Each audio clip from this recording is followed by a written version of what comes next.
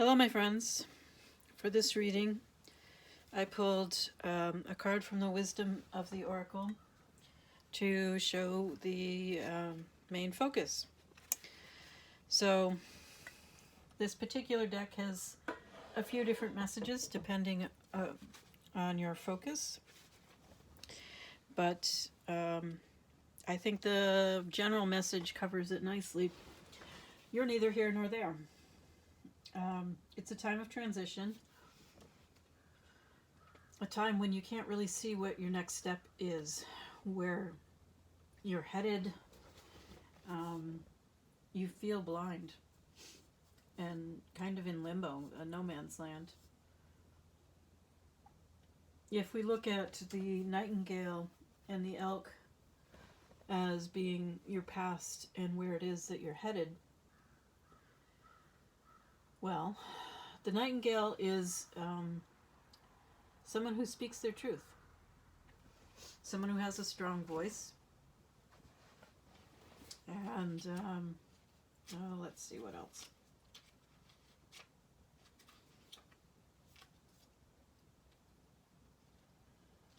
Sorry, I looked it up earlier. Because these are oracle cards, they're not, I don't have them memorized. That's the thing with oracle decks. You can't really memorize them. Well, you can if you use them enough. But if you have several oracle decks, then you're going to have to keep looking things up. In any case, speaks freely with kindness. Alright, the song of the nightingale is otherworldly. The simple brown bird, almost unnoticeable among the flashy plumage of other birds, transports its listener to the realm of poetry. Nightingale energy is with us when we write, compose, and especially when we sing. It reminds us that music heals the deepest wounds. This card indicates a need to open the bridge between the heart and the voice. Is there something you need to say? How long has it been since you sang? Turn it up, write it down, and let it out. I think it's especially important to notice the connection between the voice and the heart. Do you speak from your heart? Do you speak kindly? When out of balance, shy, a lump in the throat. To bring into balance, music, and of course singing, if that's something you're inclined to or comfortable with. And then we have the elk. Unfortunately, this elk is in reverse. In the upright, the elk is an ideal father. Stable, resilient, consistent, but also supportive and kind. So again, there's an emphasis of acting from the heart, acting with love. The great elk represents the earth element in its masculine form. This means it provides underlying support and stability amongst life's many changes. An elk personality, regardless of gender, is fully established in themselves and knows their core values. They become known and respected for acting in ways that uphold those values. Sometimes the elk's ego can become inflated, but for the most part, they make good parents, lovers, and friends. The world needs more elk energy. Unfortunately, your elk is in reverse. So, out of balance, pretentious, high and mighty, headstrong, stubborn, perhaps tyrannical, or very weak-willed.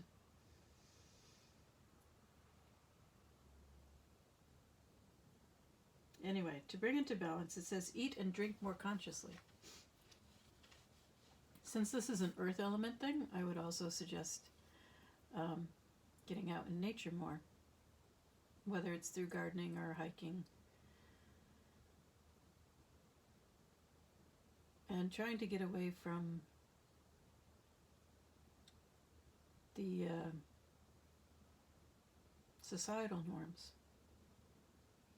because a lot of our masculine societal norms are just as unhealthy as our feminine societal norms. They're not doing any of us any good. Alright, so there you are, stuck between worlds. Not sure whether you're coming or going, which direction you're going in, where your next step is, where it will lead you. So it's a sense of limbo. So to help you further decide whether or not this is your reading, I pulled some cards from the Tarot of the Orishas. And they're not a gentle deck, or it's not a gentle deck, I should say. Okay, you have the message of the air in reverse. So, your credibility has been lost. Your near ones, and also in the career field, you don't have credibility. Abuse of your security, inconsistency, you have let yourself down. If you do not rouse yourself from lethargy, you will remain anonymous. Next we have the moon. In this deck in particular, the moon refers to addictions. So it seems that your addictions have cost you a lot, which is how addictions work. So sadness, depression, grief, hidden enemies, negative charges, loss of freedom, tortures, nerves, fears, terror, slanders, harmful dependencies, also known as addictions. And then finally, underneath that, we have the outcast.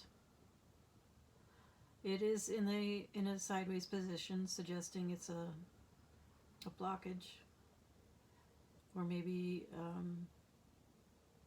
a potential. It's not quite here or there, just like this one. Limited and overflowing situation, disquiet and nervousness, free thinking, unconsciousness, infantilism, lazy spirit, senses that seem to be in a drowsy mood, uncontrolled, lack of priorities, foolishness, complex of conflicted sentimental relations.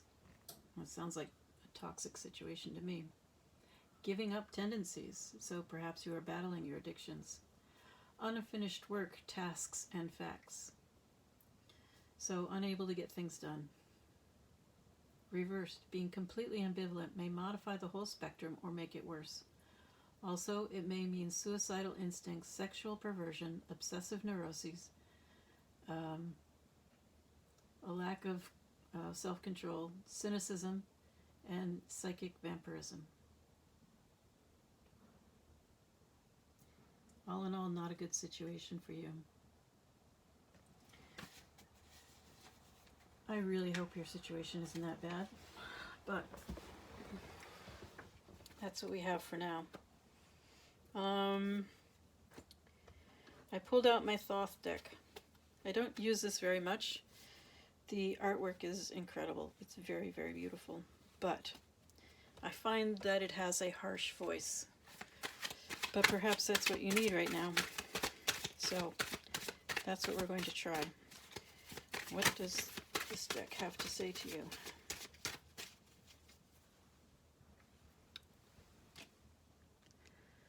The Priestess and the Knight of Swords.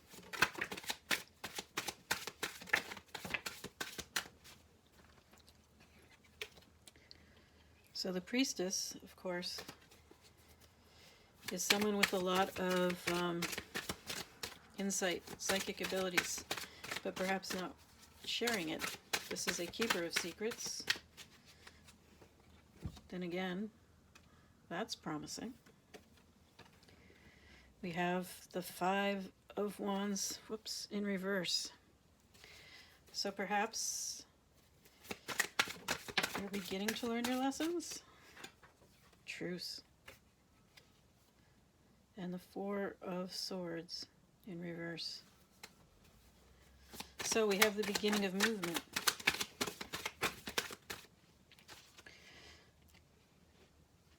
You have been learning, or,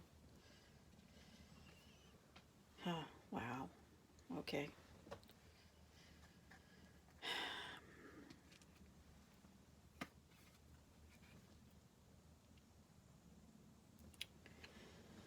The Magician is the match of the Priestess. So some people see it differently, but from my perspective, the priestess is the spiritual divine feminine, and the magician or the magus is the spiritual divine masculine. So we have a divine feminine and a divine masculine.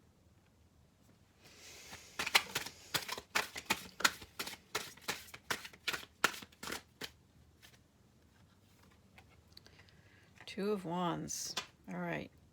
Normally that is my analysis paralysis card.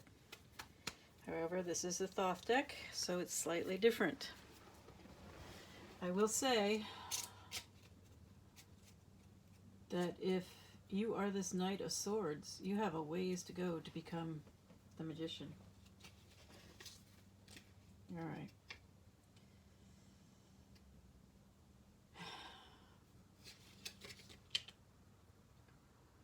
So the Priestess, pure, exalted, and gracious influence, enters the matter. Hence, change, alteration, increase and decrease, fluctuation. A need for careful balance. And the Magician, skill, wisdom, adroitness, elasticity, craft, cunning, deceit, theft. Well, that's more in reverse. Sometimes occult wisdom or power. I would say both the priestess and the magus have occult wisdom and power.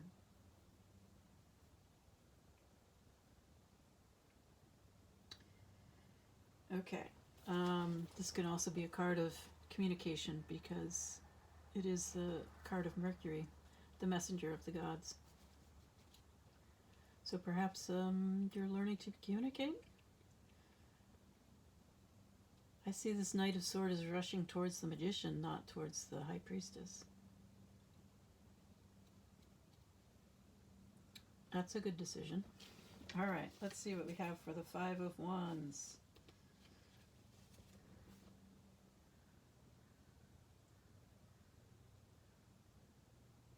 Yep, I'm going with my original assessment.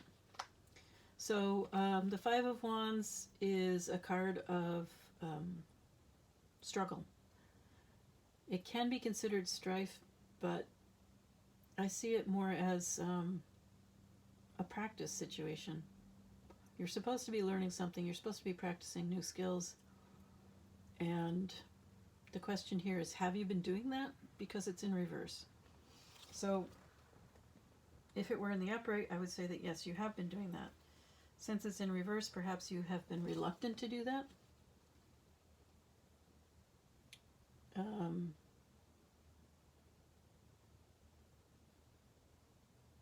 So again, the idea of resisting learning your lessons. Given that we have an indication of addictions, this is not promising. But it is a stage that addicts go through. Then we have the Four of Swords.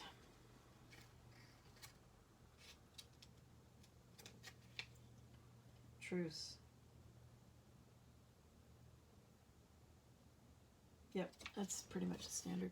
Okay, again, it's in reverse, so coming out of a time of rest, of healing, perhaps some integration going on. That's promising, at least.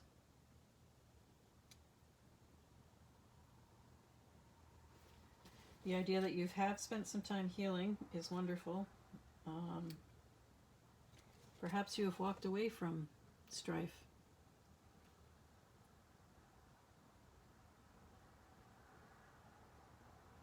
I'm not quite sure. Maybe I'll look into that a little bit more in a minute. Okay, Two of Wands. Fire in its highest form. Energy initiating a current of force, harmony of rule and justice. Courage. Wow. Fierceness. Of course, there's also the possibility that you are stubborn and bullheaded and just refusing to...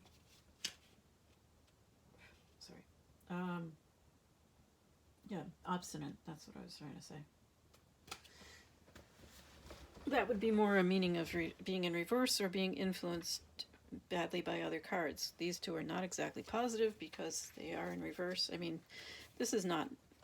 So the Four of Swords in reverse is not negative. It indicates coming out of a period of rest. So that could be good. It could be bad. It's really neutral. But this Five of Wands has me concerned. I'm not clear on, are you coming out of a toxic situation? Or have you finished with this toxicity? Hang on, I got my deck all mixed up.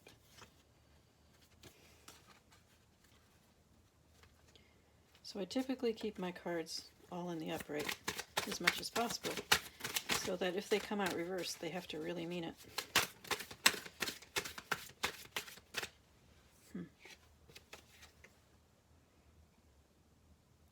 Ace of Discs.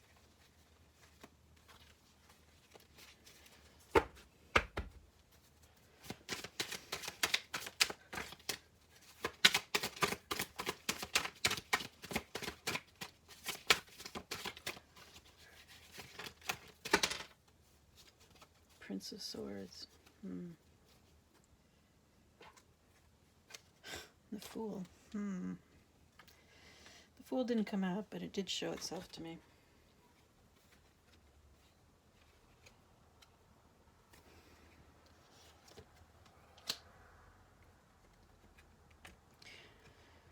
So the Suit of Swords has to do with air, communication, clarity, and honesty, integrity. Perhaps you are learning those things.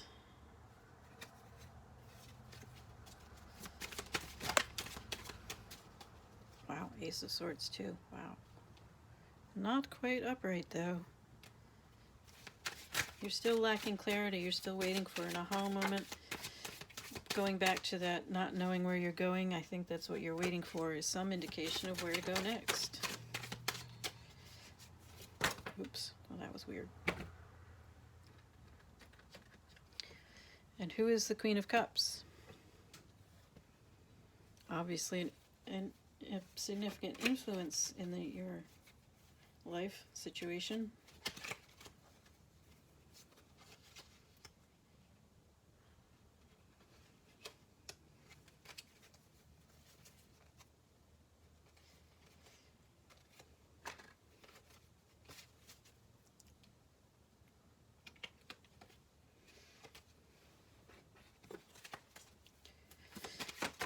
What do we need to know?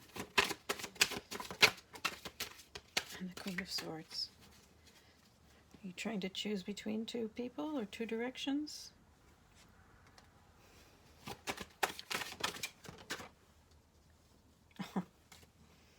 Well,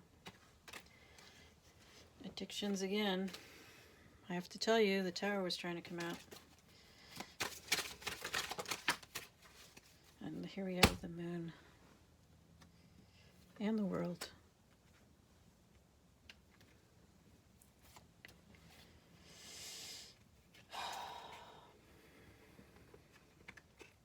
All right, so this is just reconfirming everything that the Tarot of the Orishas is saying. The one change here is that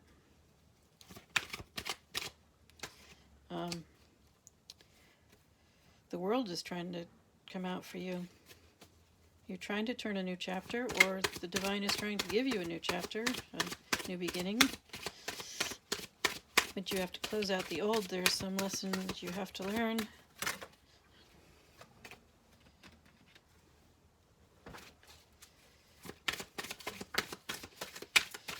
Or something you have to be willing to let go of. Tell me about the world, the Aeon.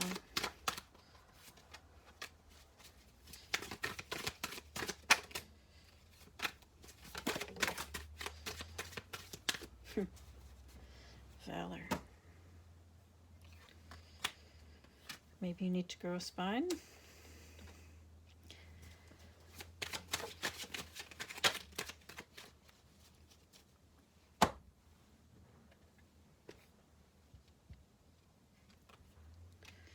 Four of Cups, overindulgence, a lack of going within, and a lack of learning. Oh, jeez. A lack of... So your financial situation is basically not good. You're just beginning to learn how to manage money, or a different approach to money.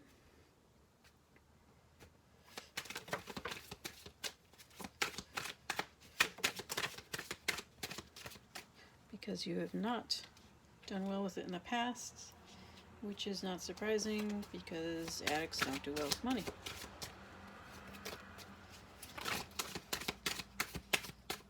There's a lack of self-control.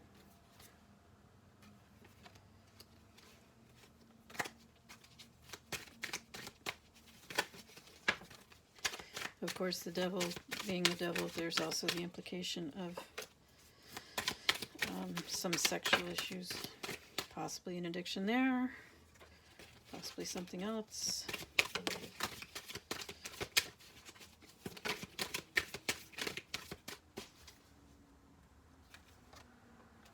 You know what? I think we've heard enough from this deck. It's basically confirmed everything from the Tarot of the Orishas. How about we take a look at what will help this situation?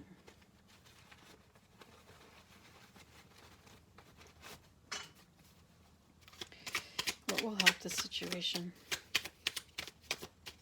The Tower.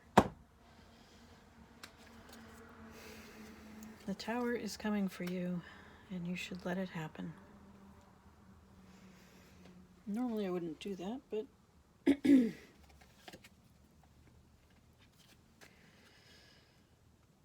yes, it's a lover's connection. And perhaps you met at work. Perhaps you are working together.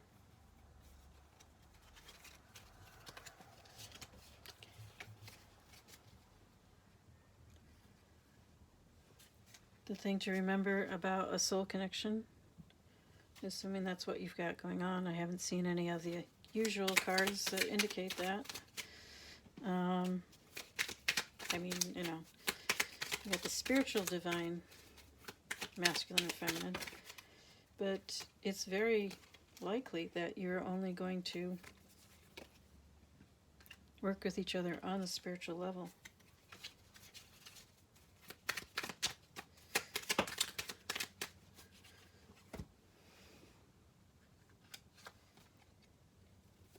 Six of Pentacles, a lack of reciprocity. Page of Swords. Perhaps the beginning of clarity. Learning, being willing to learn. That's an important step.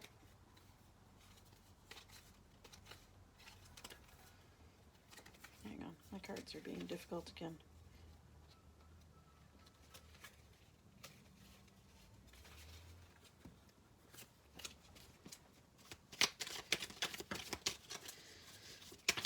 It's not bad to be a page. And the thing to keep in mind is you have to work your way through all of the suits. And you have to start somewhere. So progress will be made. Most likely you just have to be patient.